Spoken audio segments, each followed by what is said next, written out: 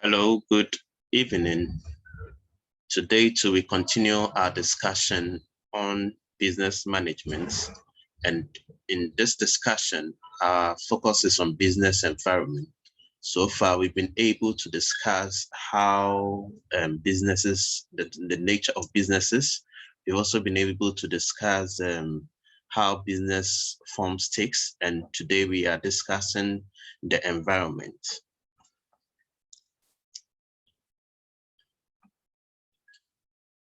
In this presentation, basically at the end of this course, I expect you to understand the meaning of environmental change, explain the compositions and the characteristics of business management models, discuss each of the sub-environments in the under environment model, and also explain how each of these environmental variables in the micro, macro, or the market models influence industry or businesses. You should also be able to explain how this environment offers threats or become a source of opportunity to businesses. And you should also be able to understand what business scanning or environmental scanning is.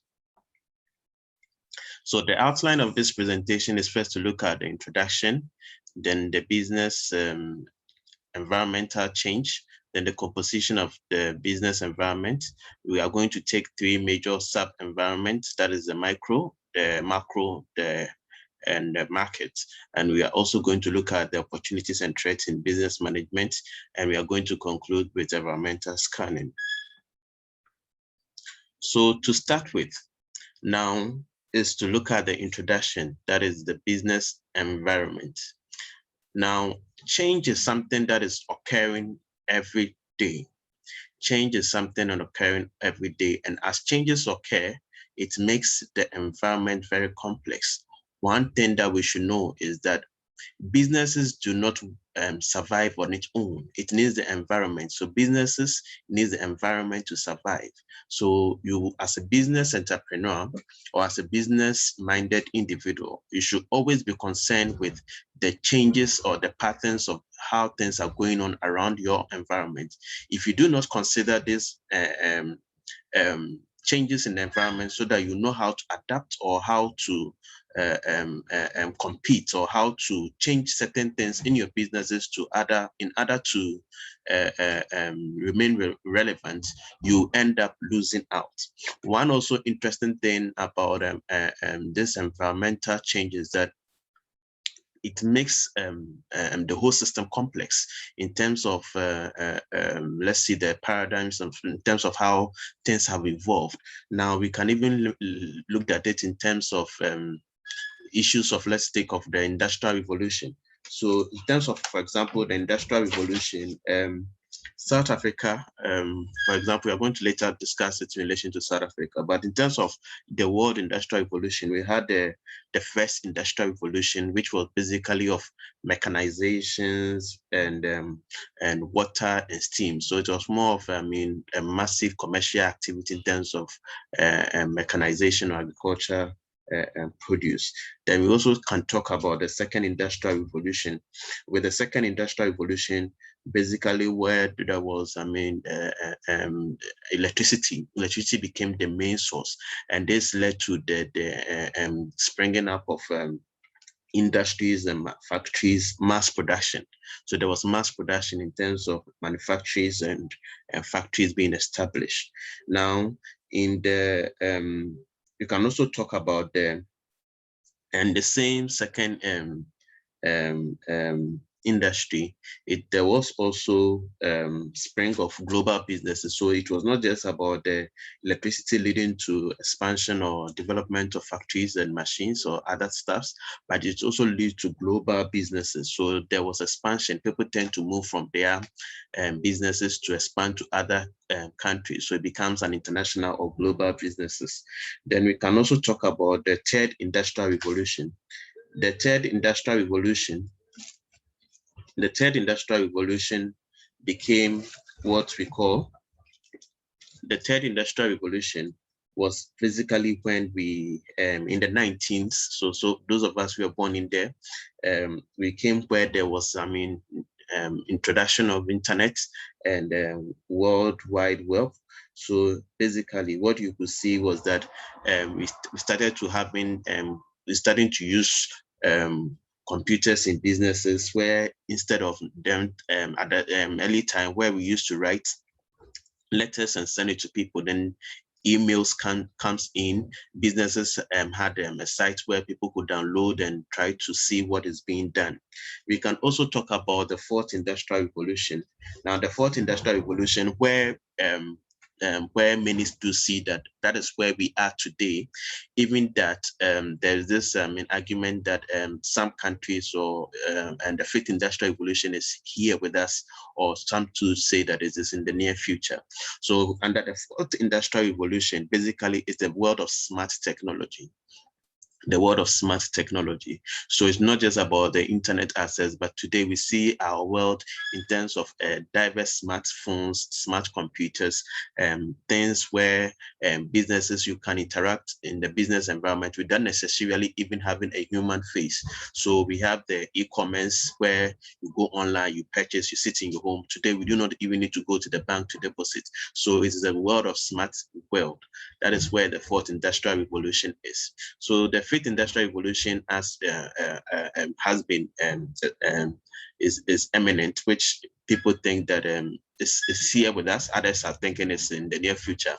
Here, down in that section, the fifth industrial revolution is the sense where then machines tends to replace human, and then basically there's less human movement, and machines tends to work in tandem with human activity. So we work harmoniously. You could also see that even this pandemic situation, in some countries, they use robots. They use robots and two terms of screening, where robot goes around spraying than human beings doing those things. So the fifth industrial revolution is imminent and is here with us, and we need to find ways to adjust where we can, fit in better, so that we'll be able to, as a business, once you're able to fit in, you will appreciate and you'll be able to adjust and to the changing patterns of this world. Even to, before I could come to this, in terms of this business changing environment, you could see that the South African environment too has changed rigorously, in the sense that from the democratic world, that is where we had the period of South Africa gained its independence somewhere became a democratic nation, 1992, 1993, thereabout. You saw there was, a global, or there was, increase, massive economic growth, averaging 7 to 8% thereabout.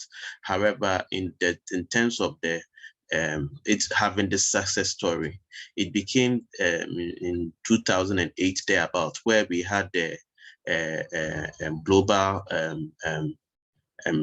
crisis. There was a global crisis where the U.S. markets, in terms of the market, got affected. It also affected the Johannesburg Stock Exchange. So that is how the business world is very complicated in terms of the global interconnectiveness. So prior to the 2008, South Africa had a whole lot of prospects, but in terms of what happened in the US, it transgressed and have an effect on South Africa. And even since that, we could still see the effect today, where we are still struggling to maintain or move to a higher growth rate, more than about 5% as we used to have. So in terms of the business environment, as things changes, you should always try to adjust your world and be able to fit into the world better. Now, we will move on to discuss we'll move on to discuss in terms of the business environmental change. In terms of environmental change. Now, what we should know is that the environment keeps changing. And as the environment keeps changing, basically, we are going to, as I've explained earlier, it keeps changing. And in terms of the component of the change, it can be coming from either the macro level, it can be coming from the market environment, it can be coming from the micro level. Now, what are these three components? So these are basically the classifications. These are basically the classifications under the business environment. So this main three classification, later we are going to take each of them and we are going to thoroughly explain. Now, when we talk of the micro environment, basically this is where it concerns the business itself. So whatever activity that goes on in the businesses, those are basically what we call the micro environments. Those are what we call the micro environments. And we can also talk about the market environment. So the market environment basically exists outside the business organization, but it's also very important in the sense that we should be able to understand consumer preferences, how consumers' purchasing power, because this tends to affect businesses. Then we can also talk about the macro environment. So the macro environment is we can talk about the world of technology. We can talk about the world of in terms of government decisions or economic fluctuations, and all this tends to affect. So we are going to take these three categories and we are going to explain them thoroughly. Another important thing is that before these three compositions, before you should be understand that there are certain environmental variables, which basically we are going to group them under these three in terms of our explanation. So as I said, we can talk about the technological innovations. As technology keeps changing, you realize that it affects the patterns, or it affects the world today. Today, we are in the world of e-commerce, we are in the world of digital markets, artificial intelligence. All these things are working and are changing the technological space. We can also talk about issues of legislation. In terms of legislation, what is the government policy? Because it's not just about the technology, but the government policy should make them environment friendly, who also tends to help. If the government decides to give tax holidays or for new business entrants, it tends to affect businesses to span or grow better. We can also talk about the economic fluctuations, which I've talked about. So once we talk about economic fluctuations, basically issues of exchange rate, interest rates, and exchange rate, interest rates, and inflation rates. Yes. So these are very important economic fluctuations, tend to affect business aspects. And this is where firms have to, concern ourselves with. We can also talk about social factors. Now, social factors, issues such as urbanizations, issues such as xenophobia, this all tends to affect the environment. So, for example, if there's the international market, or investors tends to see that the social environment is not, conducive enough in terms of there is conflict, or there is some form of litigations which do not support businesses, they tend not to invest in such an economy. So as a business candidate, as a business-minded individual, these are things that you should be concerned yourself with. These are things that are vital for the progress of the businesses. So far, in terms of understanding this business environment, then we should also, so far, when you talk of a business environment, what I've discussed so far, you should know that we have the internal and the external. So we have internal factors, external factors, which tends to affect businesses, business organizations, either making it a success. So this is what we term as business organization, both for environmental factors, whether internal or external, that tends to affect business organizations, and this tends to influence the success nature of a business. So this is what we term business environment. And as I said, we have three major components. So these three major components is basically what we are going to speak about, and they are very, very interrelated. And business students, you should be able to know and connect yourself with all these three environments. So the micro environment, the market environment, and the macro environment. So under the micro environment, we are going to take each of them and we are going to discuss them individually.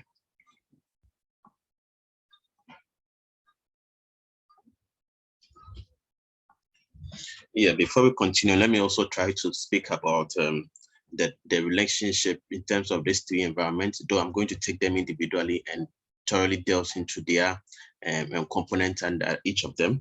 But just to speak to them, as I said, the microenvironment basically concerns itself with and the business itself, the things that goes on. So under that one, we talk about the missions and the vision. So as a business entity, you should know the basically at the management level, as I said, the management have control in terms of what happens in the macro environment. So you tend to know the vision, the mission, and with that, I mean, spells out in the charter of the firm or the businesses. It encourages workers to work towards in achieving the objective. You can look at the South African Post missions and visions, and you can look at that of which is a state owner. You can look at that of DHL. DHL is international. What can they learn from it so that they can also make it competitive in nature in terms of to broaden the scenario? Another thing that we can also talk about is in terms of the microenvironment is the organization and its functional management component. So one thing we should know is that since we are talking about the microenvironment, it's basically under the control of the management. So you talk about the management can either be in terms of the marketing, the financial management, the human resource. How do you, combine all these levels? How do you market it? How do you combine in the level of humans needed or the level of labor, showing the efficiency, the financial management, so that businesses could thrive? Another important aspect in terms of them micro environment is the resources. So how do you identify resources? How do you get the skill set? How do you make sure that you combine all this? So all these are under the micro environment. Now to look at the market environment, as I said, this one was just outside the market. Now, when we talk of a market, basically it's where buying and selling takes place. We have consumers, we have producers, they meet and they do exchange. So basically, when the micro environment, which involves in the production of the bit or is involved in the production itself, once it is done, then it goes to the market environment. Now, the market environment, you can talk about the consumers, you can talk about competitors, you can talk about intermediaries or suppliers. One thing that we should know is that when talk of consumers, basically these are the people who have the ability to buy the goods and services. So we should always try to understand, as a business managing student, you should try to understand the market environment. Who are the consumers? Who are the targeting consumers? Who has the power? Is the power in terms of the bosom of the producer, or in terms of the bosom of the consumer? Basically, if the power is in the bosom of the consumer, then as a business entity, you should know to make sure that you satisfy the needs of these consumers in order for you to be better off. Now, we can also talk about competitors. So competitors is where they are new entrants into the businesses. They are new entrants into the businesses. So whenever people see that the firm is making profits, then they tend to move in. So this business is a profit-making entity. You see more people coming in, and when they do that, the competition brings up lowers the profit of this new venture. We can also talk about the labor markets and labor unions in here. We are going to take all this point just to summarize what we are going to look at in the remaining chapter. So we can also talk about the labor market and the labor union. So in terms of the market environment, another component is when the labor union come together, they form unions, and basically, for example, people with identifiable skills. So the doctors come together and they tend to bargain for the benefit of their union. We can also talk about the intermediaries. So intermediaries, basically the wholesale, the retailers, people who try to connect or try to move goods from the production to the consumer. Those intermediaries are also people that we should be concerned about. You can also talk about the suppliers. Now, suppliers supplying raw materials, supplying products, services, finances, all these things are things that we should be able to concern ourselves with. All these things are things we should be able to concern ourselves with. Now, the macro environment too is also very important. Now, with this one, it's good. It's the external. It's the external both to the micro and the market. The external both to the micro and the macro environment. And it's so important to the individual organization that everything that happens at the macro level tends to affect either the market or the micro. Everything that happens at the macro level. So you should be able to understand some of the threats and the opportunities that may arise, so that in terms of whether everything that comes from the macro, how do you readjust yourself as a business entity in the macro or in the market environment? How do you try to position yourself to instead of facing threat, you become more success. Now, so under the macro environment, we can talk about technological environments, and that is what I've talked about, the changing terms of the artificial intelligence, e-commerce and things that are coming up. You can also talk about the economic environment.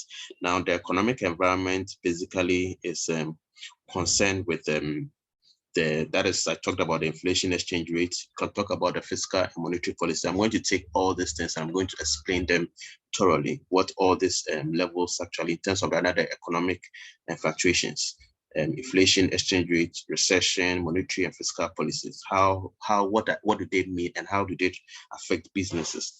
So we can also talk about the social environment.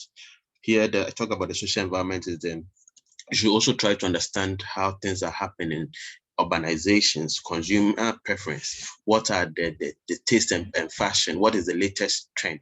Are you going to produce the same thing that has been produced 10 years? Because if you try to produce certain shoes that was produced 10 years ago, I remember in the 2006 ACG kicks and things, Teva, today you hardly see them being more today. You still see that of Adidas. So it's all about branding. How do you adjust yourself? You can even talk about consumer taste. Today, people don't even go for Nokia. In the 19th, Nokia was, the phone to be with. And today it is about iPhone, it's about Huawei, it's about Samsung. So you should be able to know consumers' preference and you should be able to know how to adjust. The fiscal environment, you can talk about infrastructure, you can talk about natural resources or the things that are needed in businesses. You can also talk about the institutional environment. So institution, that is where government and the political legislature comes in. So legislation is what you call the institutional. What's legislation basically tends to favor businesses or tends to undermine businesses. You can also talk about the international markets or international environment. You cannot, isolate in terms of the macro environment because whatever happens in another country, as I said, in terms of 2008, there was a subprime deficiency loan in the US, which led to crisis in the US financial market and affected the US economy severely. This affected the whole of the world, including South Africa. So from 2008 to now, it's where South Africa has not been able to achieve the kind of growth it needed because of it's still, having effects of those things, though the lag effect of this has diminished, but it still tends to, be an underlying factor in terms of what we are having today.